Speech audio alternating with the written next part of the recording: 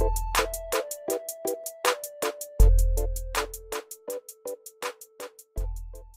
what are the mistakes people do while doing SEO? SEO करते समय क्या mistakes जो है न्यूबीज करते हैं और कभी कभी तो जो एक्सपीरियंस बंदे होते हैं वो भी करने लग जाते हैं। तो मैंने ये सब जो है नोटिस किया अपने एक्सपीरियंस से। मैं बता दूं अपने बारे में, तो मैं पिछले 7 सालों से डिजिटल मार्केटिंग कर रहा हूँ, इस फील्ड में हूँ। और अगर आप लोग इंटरेस्टेड हो तो मैंने एक डिजिटल मार्केटिंग का कंप्लीट पैकेज बनाया है कोर्स का, आप लोग उसको ज्वाइन कर सकते हो।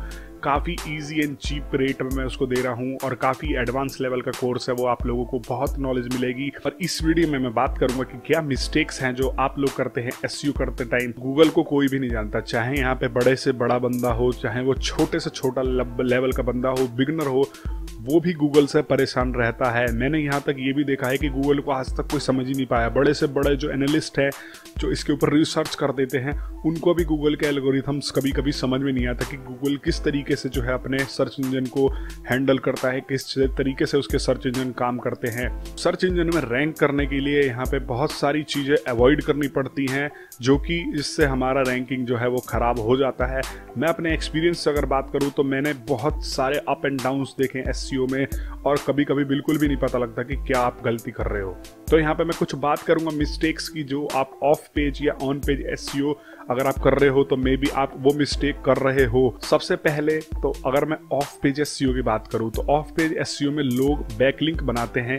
किसी भी तरह की बैकलिंक वो ढूंढते हैं, बोलते हैं कि भाई बस बैकलिंक बन जाए। तो मेरे कहने का मतलब ये है कि यहाँ पे आप लोग सिर्फ बैकलिंक वो बनाओ जो कि यूजफुल हो, जो कि रिलेवेंट टॉपिक पे हो। अगर आपका जो ब्लॉग है वो है मेडिकल से रिलेटेड या फिर टेक्नोलॉजी से रिलेटेड है, तो बैकलिंक उन्हीं साइटों पे बनाओ जो कि टेक रिलेटेड हो। अगर आप बैकलिंक बना रहे हो किसी और साइट पे, मेडिकल वाली साइट को टेक पे लिंक कर रहे हो और टेक वाली साइट को मेडिकल पे वाली साइट पे लिंक कर रहे हो, तो यहाँ पे आप लोगों का जो है साइट बिल्कुल डाउन हो जाएगी। गूगल के नज़रों में आप स्पैम कंसिडर किए जाओगे कि ये ज़बरदस्ती की लिंक्स ले रहा है, इसको कोई कंसिडर कर नहीं रहा है मार्केट में। और यहाँ पे लिंकिंग करते समय यहाँ पे एक और चीज़ ध्यान रखनी होती है कि यहाँ पे आप जो एंकर्स यूज़ करते हो, एंकर्स मतलब कीवर्ड बोलते हैं, जो कीवर्ड लिंक पे यूज़ करते हो वो वेरिएशन में होने चाहिए, वैरायटी में होने चाहिए। अगर आप एक जैसे कीवर्ड सारी जगह से ले रहे हो तो गूगल उसको स्पैम कंसिडर कर सकता है, ना आपके रैंकिंग को इफेक्ट कर सकता है।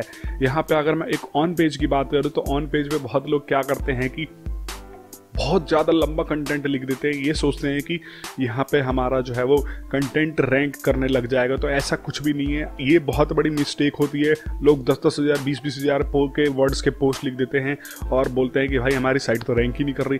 तो लेंथ मैटर नहीं करती, उस पर्टिकुलर पोस्ट या आर्टिकल में कितनी वैल्यू प्रोवाइड की है आपने, उससे यूज़र जो है वो कितना खुश हो रहा है, कितना उसको सेटिस्फैक्शन मिल के जा रहा है, वो सब गूगल एनालाइज करता है, अभी वो रैंकिंग देता है। अगर मैं अपने एक्सपीरियंस की बात करूँ तो 2 से 3 हज़ार वर्ड्स आप इजीली अच्छे रैंक इसमें प्राप्त कर सकते हो, अच्छी रैंकिंग कर सकते हो 2 से 3 हज़ार वर्ड्स, बट साथ में बैकलिंक्स भी अच्छी क्वालिटी की हो। उसके बाद भी बहुत सारे फैक्टर हैं, कितने यूज़र, कितने मिनट यूज़र आपकी साइट पे रह रहा है, कितने मिनट वो क्या क्या कर रहा है, गूगल सारी चीज़ें ट्रैक करता है।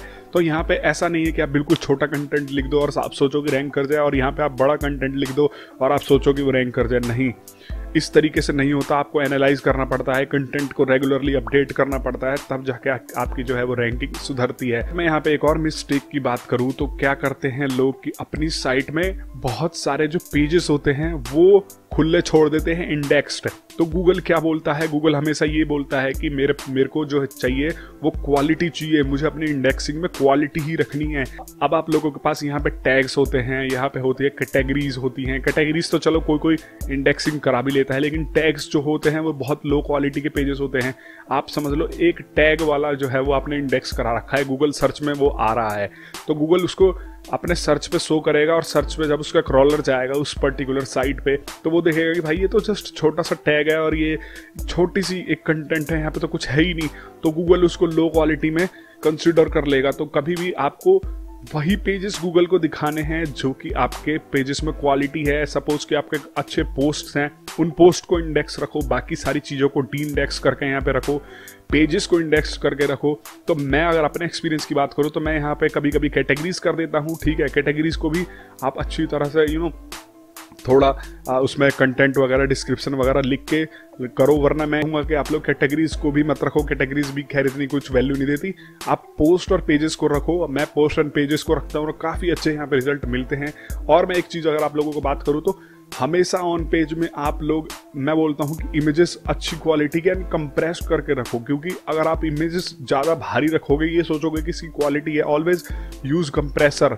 या तो आप प्लगइन में कंप्रेसर यूज़ कर सकते हो या फिर फिजिकल अपने पीसी लैपटॉप में कंप्रेसिंग टूल जो डाल के उससे इमेजेस को कंप्रेस करके तभी अपलोड करो, क्योंकि पेज लोड बढ़ जाता है। और ये भी एक बहुत बड़ी मिस्टेक होती है। लोग सोचते हैं कि हमें अच्छी क्वालिटी के नहीं, इतने ही क्वालिटी के इमेजेस दो जितने काम करे और बाकी उसको कंप्रेस करो। पेज के साइज को जो छोटा से छोटा बनाने की कोशिश करो और पेज लोड स्पीड बढ़ाओ। क्या करते हैं कि इतनी हैवी साइट बना देंगे, लंबी साइट बना देंगे और होगा कुछ नहीं। तो मेरे कहने का मतलब आप साइट का स्ट्रक्चर क्लीन रखो, जिससे कि क्रॉलर आए तो वो उसको अच्छी तरह से रीड कर सके। और बहुत लोग ये करते हैं कि वो प्लगइन्स को ही इंस्टॉल करते हैं, एसईओ की प्लगइन्स को इंस्टॉल करते हैं और वो एसईओ के ज़्यादातर उनके जो प्लगइन्स की जो रिक्वायरमेंट होती है वो सारा फिल कर देते हैं और वो सोचते हैं कि भाई रैंक क्यों नहीं कर रहा। तो भाई आपने जो फिल किया है वो तो ठीक है, लेकिन उसके बाद भी जो है बहुत सारी चीज़ें होती हैं जो रैंकिंग फैक्टर पे डिपेंड करता है। तो ये लोग मिस्टेक करते हैं कि बस उसको फिल करके बैठ जाते हैं कि भाई हाँ हमारा एसईओ हो गया। नहीं, इसके अलावा भी आप लोगों को होना चाहिए। आप लोगों को H1, H2, H3 हेडिंग्स वाले टैग्स इस्तेमाल करने हैं, क्योंकि जो टैग्स अगर आप यूज़ करोगे तो उसको क्रॉलर अच्छी तरह से पढ़ लेगा। अगर आपकी साइट में टैग्स यूज़ नहीं हो तो आपके कंटेंट को समझने में क्रॉलर को मुश्किल आएगी। तो इसीलिए जब आप टैग्स यूज़ करते हो, टेबल ऑफ कंटेंट यूज़ करो। एक प्लगइन करके आता है वो यूज़ कर सकते हो, या फिर आप खुद सर्च कर सकते हो, देख सकते हो कि कैसे टेबल्स फॉर्मेट में जो है आपका पोस्ट पूरा बनाया जाए। होप आप लोग ये अवॉइड करोगे जो मैंने बताया है, और कुछ मैंने टिप्स भी दिए हैं तो आप लोगों को शायद पसंद आए हो।